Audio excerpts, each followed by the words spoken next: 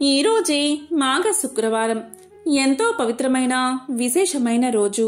ఈరోజు ఈ కథను విన్నా, చదివినా, చెప్పినా, వినిపించినా జన్మల పాపాలు తొలగి కోటి జన్మల పుణ్యం వస్తుంది. సకల శుభాలు కలుగుతాయి. లక్ష్మీ అనుగ్రహం కలుగుతుంది. మరి ఆ కథ ఏంటో ఇప్పుడు ఈ వీడియోలో తెలుసుకుందాం. అదే శ్రీ శుక్రవార లక్ష్మీ కథ. పూర్వకాలంలో సుమేధుడు అనే బ్రాహ్మణుడికి 7 కొడుకులు ఉండేవారు. వారందరికీ వివాహాలు జరిగి భార్యలు కాపురాలకు రావడం వల్ల వేరింట కాపురాలు చేస్తూ ఉన్నారు. ఒకరోజు పొద్దుట శుక్రవారపు మహాలక్ష్మి లోక సంచారం చేస్తూ ఆ బ్రాహ్మణుడి కోడళ్ల ఇంటికి వెళ్ళింది. ఒక కోడలు పొద్దుటే పిల్లలకు భోజనం పెట్టి తాను కూడా తింటూ ఉంది. ఇది చూసి శ్రీ శుక్రవారపు మహాలక్ష్మి ఎంతో బాధపడింది. ఇంకొక కోడలు పాచి వాకిటిలో పేడ వేసుకుంటూ ఉంది. మరొక కోడలు పాత గుడ్డలను పెడుతూ ఉన్నది. మరొక కోడలు పాచి వాకిటిలో వడ్లు దంపుతూ ఉన్నది. మరొక కోడలు పాచి వాకిలి అందే పిల్లలకు తలంటి తాను కూడా తలంటుకుంటూ ఉంది. ఈ విధంగా 6 కోడళ్లు చేయడం చూసి శుక్రవారపు మహాలక్ష్మి వారి ఇళ్లకు వెళ్ళక పెద్ద కోడలు ఇంటికే వచ్చింది. పెద్ద కోడలు ఆ సమయంలో ఇల్లు అలుక్కుని వాకిట కల్లాపు చల్లి స్నానం చేసి పసుపు రాసుకుని బొట్టు పెట్టుకుని కట్టుకున్న బట్ట భర్తకు ఇచ్చి తాను తలుపు వెనుక కూర్చుని ఉన్నది. అక్కడ గల శుభ్రతకు మెచ్చుకున్న శుక్రవారపు మహాలక్ష్మి అరుగు మీద కూర్చుని ఇలా పలికింది. అమ్మాయి, బయటకి ఒకసారి రావమ్మా అని పలికింది. దానికి పెద్ద కోడలు లోపల నుంచి ఇలా సమాధానం చెప్పింది. అమ్మా, నేను రావడానికి వీలులేదు. మేము చాలా పేదవారం. మాకు ఒకటే బట్ట ఉండడం వల్ల దానిని నా భర్తకు ఇచ్చి యాయావారానికి పంపాను. నా భర్త వచ్చే వరకు నేను ఇక్కడే కూర్చుంటాను అని సమాధానం చెప్పింది. అప్పుడు శుక్రవారపు మహాలక్ష్మి తన బట్టలో సగం ఆమెకు కట్టబెట్టి తనకు ఒక సోలెడు బియ్యం వార్చి పెట్టమని కోరింది. అందుకు పెద్ద కోడలు ఎంతో బాధపడి, అమ్మా, నా భర్త వచ్చే వరకు ఇంట బియ్యం ఉండవని సమాధానం చెప్పింది. అప్పుడు శుక్రవారపు మహాలక్ష్మి ఇలా పలికింది. అమ్మా, నీవు శుక్రవారపు మహాలక్ష్మి మా ఇంటికి వచ్చింది. ఆమెకు ఈ సరుకులు కావాలని వర్తకులకు చెప్పి కావలసినవి తెచ్చుకోమని చెప్పి ఆ బ్రాహ్మణ స్త్రీని పంపించింది. దాంతో పెద్ద కోడలు శుక్రవారపు మహాలక్ష్మి చెప్పిన ప్రకారం కోమటి ఇంటికి వెళ్లి తన ఇంటికి శుక్రవారపు మహాలక్ష్మి వచ్చిందని తెలిపి పప్పు, బియ్యం, మిగతా వంటకు కావలసిన పదార్థాలన్నీ ఇమ్మని కోరగా అతడు వాటన్నిటినీ ఇచ్చాడు. తరువాత పెద్ద కోడలు శుక్రవారపు మహాలక్ష్మి చెప్పిందని తెలుగువాని దగ్గరకు వెళ్లి మా ఇంటికి శుక్రవారపు మహాలక్ష్మి వచ్చింది. ఆమెకు ఈ పదార్థాలు కావాలని తెలుగులవాణ్ణి కోరగా తెలుగులవాడు తెలగపిండిని, నూనెను ఇచ్చాడు. ఆ తరువాత పెద్ద కోడలు కంచెల దగ్గరకు వెళ్లి కంచెల దగ్గర శుక్రవారపు మహాలక్ష్మి మా ఇంటికి వచ్చింది. ఆమెకు ఈ పదార్థాలు కావాలని కోరగా కంచరి ఇంటి దగ్గర పాత్ర సామాగ్రిని ఇచ్చాడు. తరువాత పెద్ద కోడలు సాలివాని దగ్గరకు వెళ్లి మా ఇంటికి శుక్రవారపు మహాలక్ష్మి వచ్చింది. ఆమెకు ఈ పదార్థాలు కావాలని కోరగా సాలివాడు మంచి మంచి బట్టలను పెద్ద కోడలకు అందజేశాడు. దాంతో పెద్ద కోడలు ఇంటికి వెళ్లి 4 పిండి వంటలతో అవకాయ పచ్చలతో శుక్రవారపు మహాలక్ష్మికి వడ్డించింది. అంతలో ఆమె భర్త ఎడమూట పెడమూటలతో సంతోషంగా ఇంటికి వచ్చాడు. ఆ రోజు అతనికి సంతృప్తికరంగా యాయావారం దొరికింది. అతనికి పెద్ద కోడలు భోజనం వడ్డించగా దాన్ని పోంచేసి ఇవి ఎక్కడ్నుంచి వచ్చాయి అని అడిగాడు. ఆమె తమ గృహానికి శుక్రవారపు మహాలక్ష్మి వచ్చిందని తెలియజేసింది. అంతలో శుక్రవారపు మహాలక్ష్మి తానింక వెళ్తాను అని చెప్పగా పెద్ద కోడలు అమ్మా, ఈరోజు రాత్రి భోజనం చేసి వెళ్దూగాని అని కోరింది. దానికి శుక్రవారపు మహాలక్ష్మి అంగీకరించి రాత్రి భోజనమైన తర్వాత నేను వెళ్తాను అని చెప్పగా అప్పుడా బ్రాహ్మణ స్త్రీ, అమ్మా, ఇంత చీకట్లో ఎక్కడికి వెళ్తావు? రేపటి ఉదయమే వెళ్దూగానిలే అని పలకగానే దానికి శుక్రవారపు మహాలక్ష్మి సమ్మతించి నిద్రపోయి కొంత రాత్రికి లేచి తనకు కడుపు నొప్పుగా ఉన్నదని తెలియచేసింది. బయటికి వెళ్లి వస్తానని చెప్పగా అందుక బ్రాహ్మణ స్త్రీ చీకటిలో వీధిలోకి వెళ్లవద్దు అని ఓ మూలన కూర్చోమని చెప్పింది. మహాలక్ష్మి అదేవిధంగా 4 మూలలోనూ కూర్చుని తెల్లవారే వేళకు మాయమైపోయింది. ఆ బ్రాహ్మణ స్త్రీ నిద్ర మేల్కోగాని ఇల్లు బాగు చేయడానికి చీపుణ్ణి చేతబట్టి గది యొక్క 4 మూలలా చూసింది. 4 మూలల్లోనూ 4 బంగారు కుప్పలు ఉండడం చూసి ఆమె ఎంతో ఆనందం చెంది భర్తకు ఆ విషయాన్ని తెలియజేసింది. అప్పుడు భర్త తమ ఇంటికి వచ్చిందని సాక్షాత్తు మహాలక్ష్మీదేవి అని భావించి తమపై ఆమె చూపిన దయను తలుచుకుని ఎంతో సంతోషంతో భార్యతో కలిసి శుక్రవార నోమును నోయించుకుని భాగ్యాలను బడసి భక్తి విడువక సంతోషంగా కాలాన్ని గడిపాడు. ఇదే శ్రీ శుక్రవారపు లక్ష్మీ కథ. ఎవరైతే ఈ కథను భక్తి శ్రద్ధలతో వింటారో లేక చదువుతారో వారికి దరిద్ర బాధలు తొలగి సకల ఐశ్వర్యాలు కలుగుతాయి. ధనం మూలం ఇదం జగత్ అనేది అందరికీ తెలిసిన విషయమే. జీవ సమస్తానికి ధనమే మూలం. ధనం లేకపోతే ఆహారం లభించదు. కాబట్టి అలాంటి ధనానికై ఎల్లరూ శ్రీ ధనలక్ష్మీదేవిని ఆరాధించాలి. ఆమె దయకలవాడే కలవాడు. ఆమె దయలేనివాడు లేనివారిలోని లెక్క. ధనం చాలా విలువైనది. ఇది అందరికీ తెలిసిన విషయమే. కాబట్టి ధన ప్రాప్తికై శ్రీ మహాలక్ష్మీదేవిని ఆరాధించాలి. ధనాది దేవత అయిన ఆ శ్రీ ధనలక్ష్మీదేవిని ఆరాధించి ఆమె అనుగ్రహాన్ని పొందాలి. ఆ అమ్మ దయకు పాత్రులై ధనవంతులైన అసంఖ్యాక భక్తులలో ఒకరిద్దరి విషయాలు ఇప్పుడు తెలుసుకుందాం.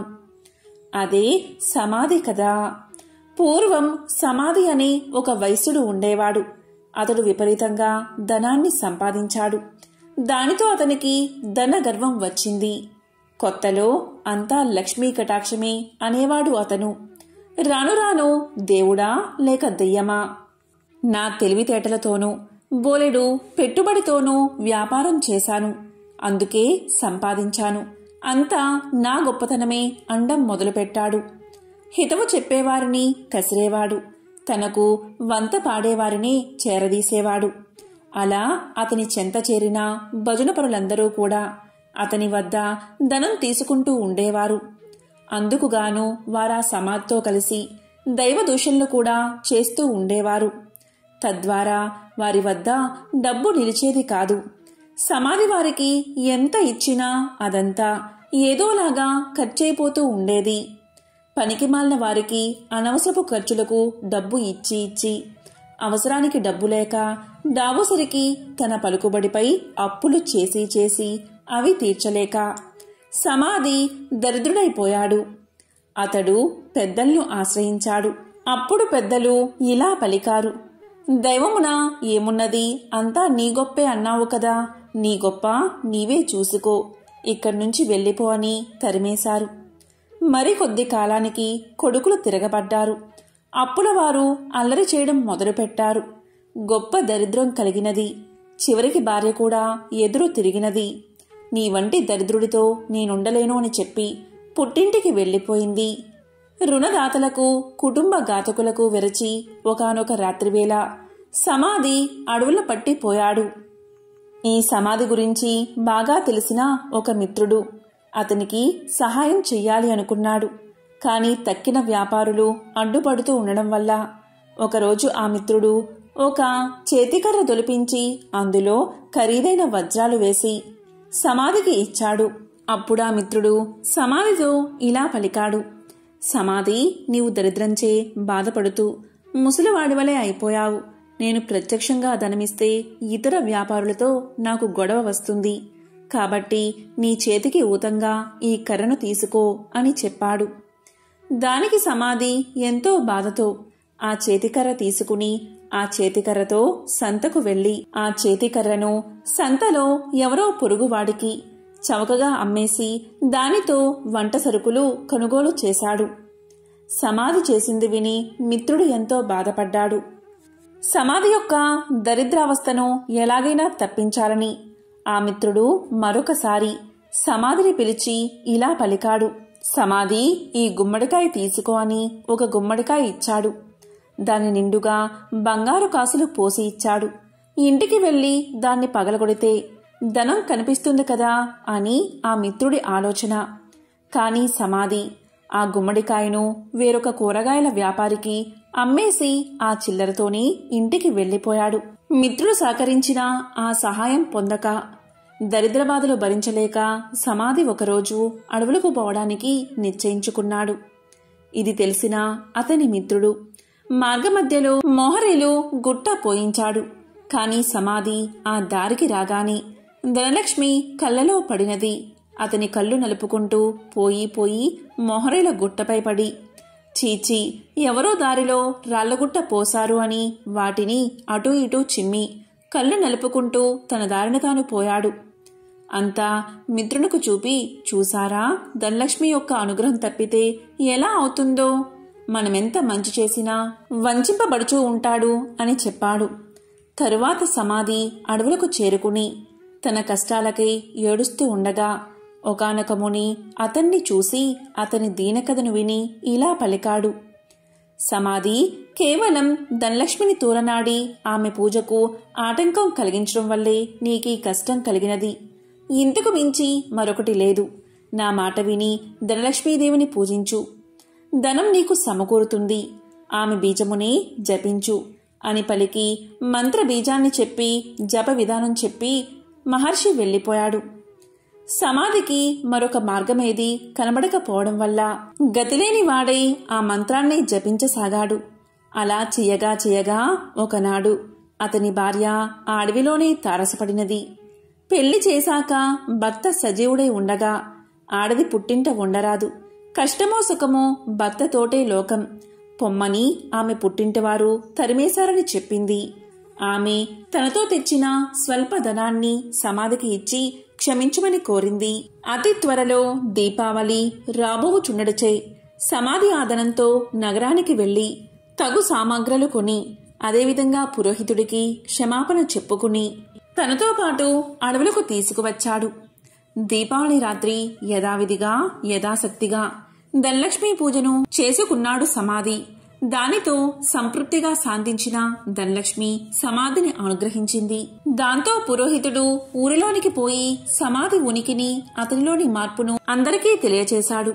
సమాధి మిత్రుడు అలాగే విప్రుడు కూడా దీన్ని సమర్థించారు.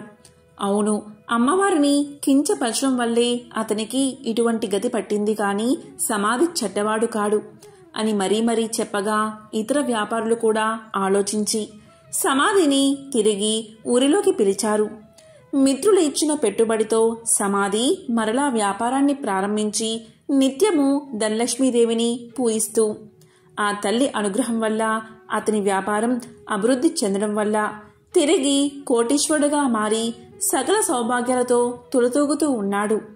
కాబట్టి ఎవరైతే ప్రతి గురు శుక్రవార రోజుల్లోనూ అష్టమి, నవమి, దశమి, పౌర్ణమి తిథులయందు ఆ అమ్మవారిని పూజించి ఈ కథను వింటే ధనలక్ష్మీదేవి యొక్క అనుగ్రహానికి పాత్రులు అవుతారు.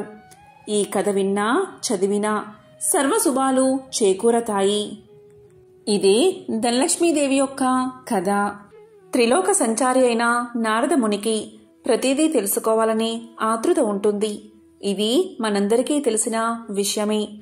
అదేవిధంగా నారదముని ఒకసారి ఆతృతగా లక్ష్మీదేవిని ఇలా అడుగుతాడు. అమ్మా లక్ష్మీదేవి, మీరెప్పుడూ కూడా విష్ణుమూర్తి పాదాలను ఎందుకు నొక్కుతారు అని అడుగుతాడు. దానికి లక్ష్మీదేవి ఇలా సమాధానం చెప్తుంది. మానవుల నుండి భగవంతుడి వరకు గ్రహాలన్నీ తన్ను ప్రభావితం చేస్తాయని లక్ష్మీదేవి సమాధానం చెప్తుంది. ఈ గ్రహాల చెడు ప్రభావం శ్రీహరి పాదాలను నొక్కడం ద్వారా ముగుస్తుంది. కాబట్టి ఆమె తన శ్రీహరి పాదాలను నొక్కుతుంది అని సమాధానం చెప్తుంది. ఒక మహిళ చేతిలో దేవతల సర్వోన్నతుడైన బృహస్పతి నివసిస్తాడు. రాక్షసుల గురువు శుక్రాచార్యుడు మనుషుల పాదాలలో నివాసముంటాడు. భార్య తన భర్త పాదాలను నొక్కినప్పుడు గ్రహాల యొక్క చెడు ప్రభావాలను నివారించడంతో పాటు సంపద కూడా వృద్ధి అవుతుందని లక్ష్మీదేవి విష్ణు పాదాలను నొక్కడానికి కారణమని ఆమె ఎంతో సులువుగా నారదుడికి సమాధానం చెప్తుంది. లక్ష్మీదేవి ఐశ్వర్యానికి దేవత, జ్యేష్ఠాదేవి దారిద్ర్య దేవత.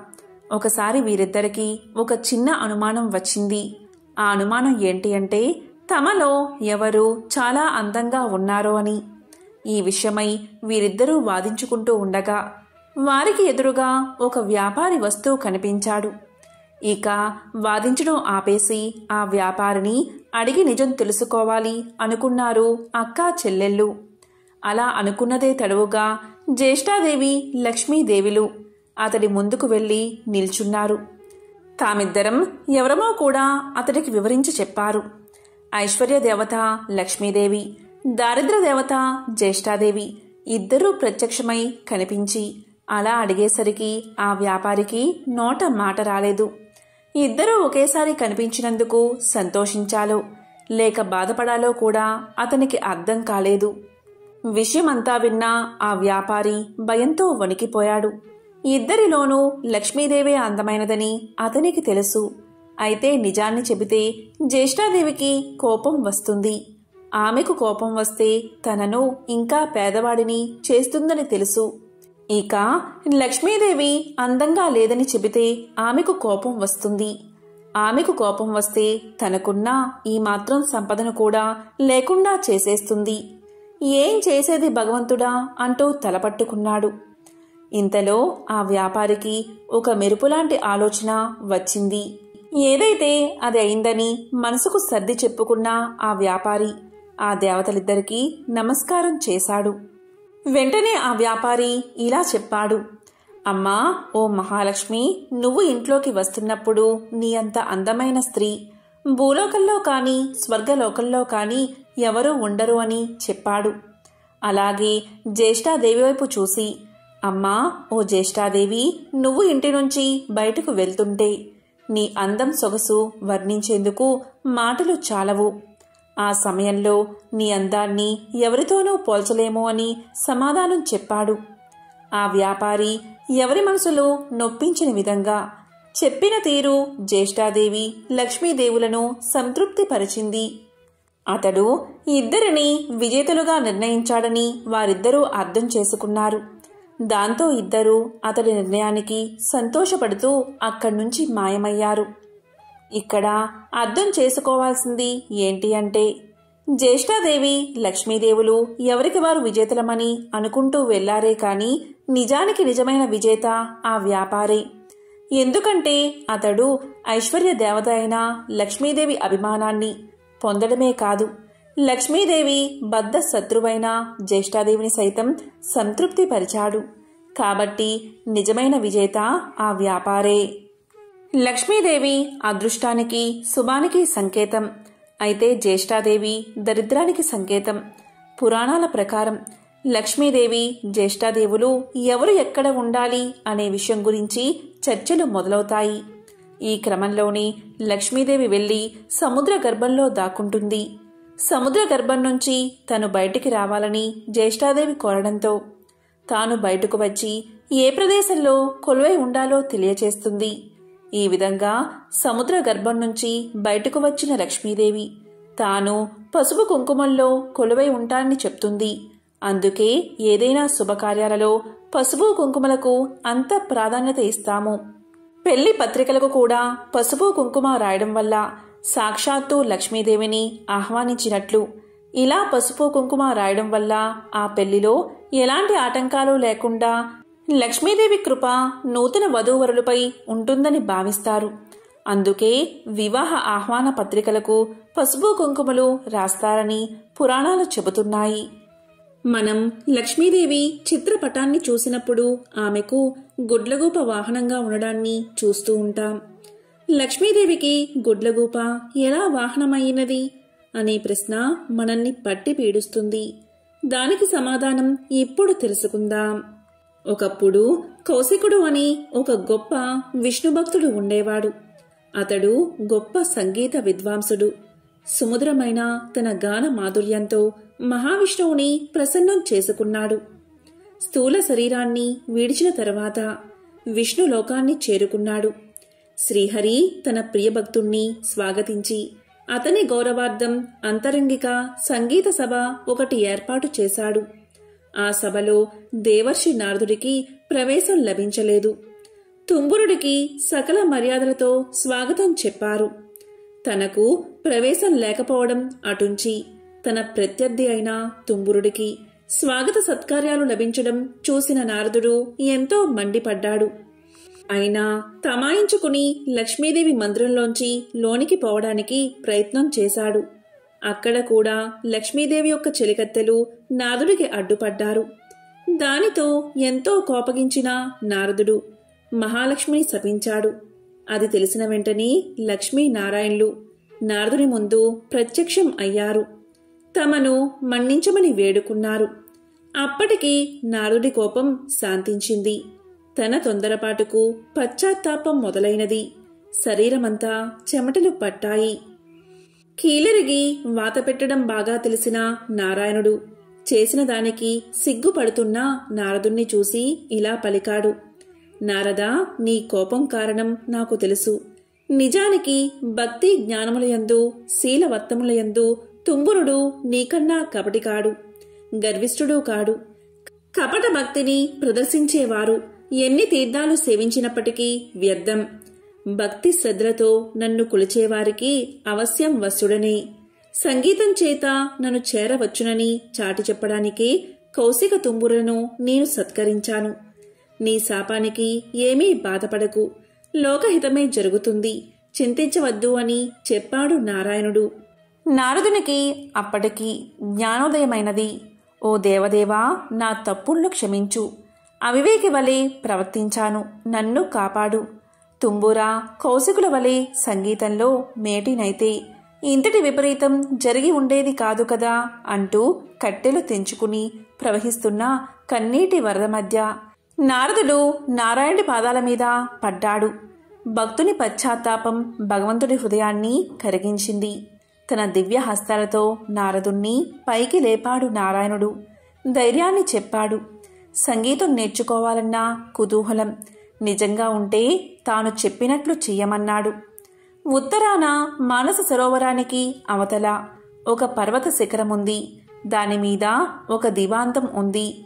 ఆ ఉలూకాపతికి శుశ్రూష చేసి సంగీతంలో మేటివి కమ్మని దీవించాడు నారాయణుడు. దీంతో నారదుడు శ్రీమన్నారాయణుడికి కృతజ్ఞతలు ప్రకటిస్తూ చేతులు జోడించిన నారదుడు సెలవు పుచ్చుకున్నాడు. వెంటనే మనోవేగంతో మానస సరోవరం చేరుకున్నాడు. కమ్మని సంగీతం అస్పష్టంగా వినిపిస్తుంది. తెరలు తెరలుగా వస్తున్న ఆ గాన మాధుర్యాన్ని పట్టుకుని ఆవలగిరి శిఖరం చేరాడు నారదుడు. గంధర్వ, కిన్నెర, కింపురుష, అప్సరసాదులెందరో అక్కడ సంగీతాభ్యాసం చేస్తున్నారు.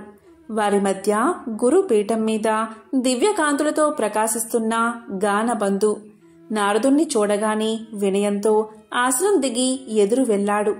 ఆనందంగా ఆసనం చూపి కుశల ప్రశ్నలు వేశాడు. ఎందుకు వచ్చాడో కారణం చెప్పమని ప్రార్థించాడు.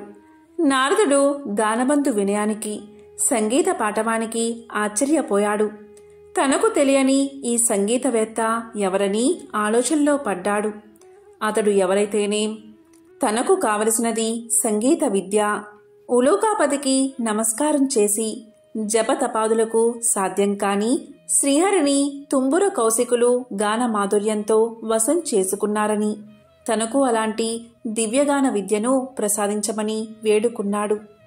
గానబంధు అంటే ఉలూకాపతి. నారదుడి ఆంతర్యం గ్రహించి ముందు తానెవరో వివరించసాగాడు.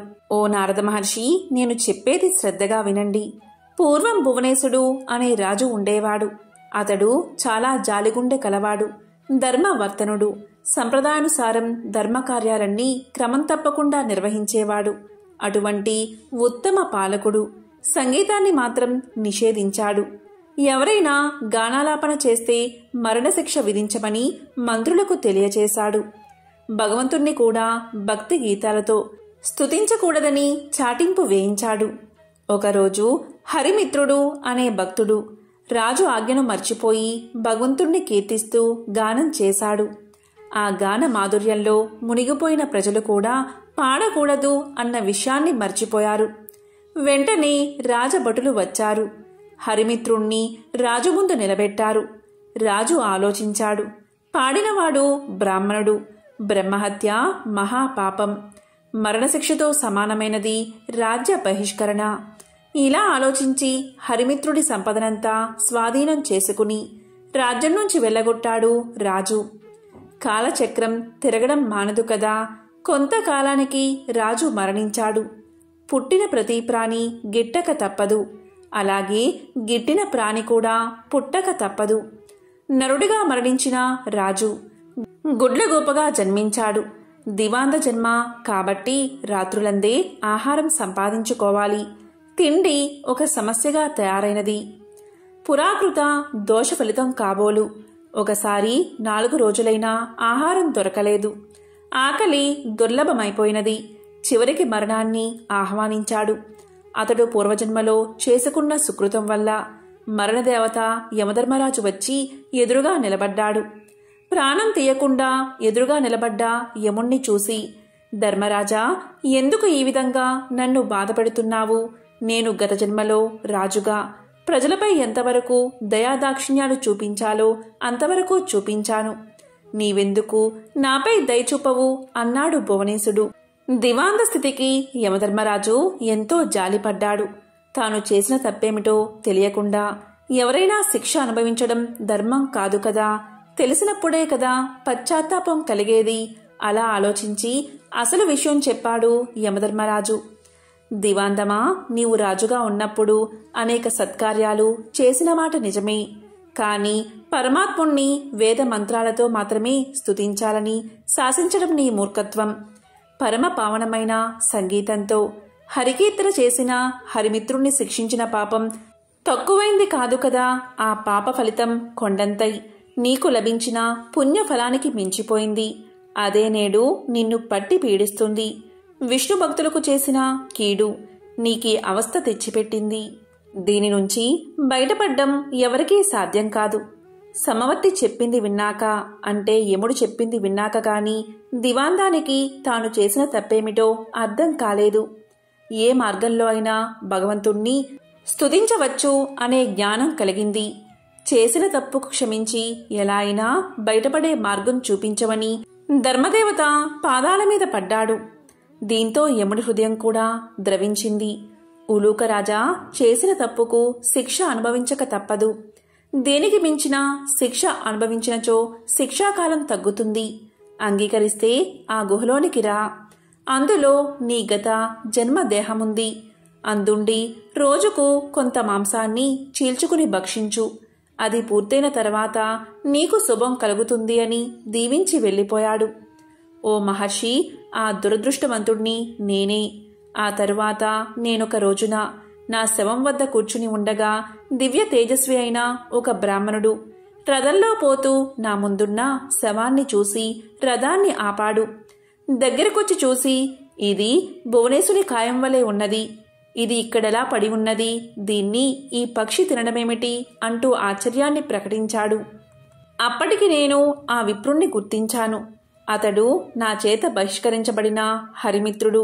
వెంటనే అతని పాదాలపై పడి ప్రార్థించాను. తప్పుకు క్షమించమని అడిగాను. దుఃఖాశ్రువులు నేల రాలుతూ ఉండగా యమధర్మరాజు తెలియచేసిన విషయమంతా వివరించాను. హరిమిత్రుడు అది విని చలించిపోయాడు. తన అంతరంగ భావమునకు అనుగుణంగా ఇలా పలికాడు. నీ బాధలు చూస్తుంటే నాకెంతో విచారం కలిగింది. నీవు నా ఎడల చూపిన కాఠిన్యం నేను ఆ రోజునే మర్చిపోయాను. నీవు అనుభవించిన బాధ ఇక చాలు. ఈ క్షణం నుంచి నీకు బాధన్నది లేకుండా ఉండుగాక. గొప్ప సంగీత విద్వాంసుడివై లోకంలో ఉత్తమ సంగీత విద్యను బోధిస్తావు కాక అంటూ అతడు నా కృతజ్ఞతను స్వీకరించి వైకుంఠానికి వెళ్ళిపోయాడు. అతని దీవెనలు ఫలించి నేను ఇలా ఉన్నాను అంటూ గానబంధు తన కథంతా వివరించాడు. ఆ తరువాత నారదుడు గానబంధు విద్వాంసుని శిష్యుడయ్యాడు. తొలి రోజుని సంగీతం ఎలా నేర్చుకోవాలో అనే విషయం మీద పాఠం చెప్పాడు. సంగీతం ఒక దివ్య కళ అన్నాడు. తపంతో కాని తామసంతో కాని అది పట్టుబడదు అన్నాడు. కళ కోసం జీవితాన్ని అర్పించాలి అన్నాడు. కష్టపడి నిరంతరం సాధన చేస్తే ఎవరైనా అపురూపమైన ఈ కళలో ఆధిక్యం సాధించవచ్చు అన్నాడు. గౌరవభావం మొహంలో ఉట్టిపడుతూ ఉండగా వినయంగా తలవంచుకుని ఆలకించాడు నారదుడు. ఆ సాధన అలా 1000 ఏళ్లు గడిచాయి. కఠోరమైన దీక్షతో నారదుడు 3 లక్షల రాగాలలో మంచి ప్రావీణ్యం గడించాడు. సహపాఠులంతా పొగిడేస్తుంటే సంగీతంలో ఇక తనకు తిరుగులేదనే గర్వంతో ఉబ్బిపోయాడు. అమిత ఆనందంతో గురువును చేరి కృతజ్ఞతలు చెల్లించాడు. గురుదక్షిణ చెల్లిస్తాను, ఏమి కావాలో సెలవివ్వమన్నాడు. ఎంతటి కోరికైనా సంశయించవద్దు అన్నాడు. శిష్యుడి పలుకులు విన్న ఆ గురువు ఎంతగానో సంతోషించాడు. ఓ మహర్షి, దేవర్షులైన మిమ్మల్ని నేనేమి కోరగలను? దివాంతమునకు కావలసిన అవసరాలు ఏముంటాయి? శిష్యుడివి అయినందున ఏదో ఒకటి కోరుకోక తప్పదు. ఈ ధరాతలం నిలిచి ఉండే వరకు సంగీత కళతో పాటు నేను సైతం లోకంలో గుర్తుండేలా వరాన్ని ప్రసాదించు అని తన మనసులోని మాటను బయట పెట్టాడు. అప్పుడు నారదుడు విశాలంగా నవ్వాడు. ఓ గురువర్యా, ఇది మరీ చిన్న కోరిక. ఈ చిరు కోరిక మీకున్న సంగీత పాండిత్యం తీర్చగలదు. శిష్య ప్రశిష్య కోటి వలన భూతలమున సంగీత కళ నిలిచి ఉన్నంత వరకు మీ కీర్తికి అంతులేదు. మీరు చేసిన ఈ మహోపకారానికి గురు దక్షిణగా లక్ష్మీనారాయణల కటాక్షం, వారి సేవా భాగ్యాన్ని, శాశ్వత సన్నిధానమును ప్రసాదిస్తున్నాను.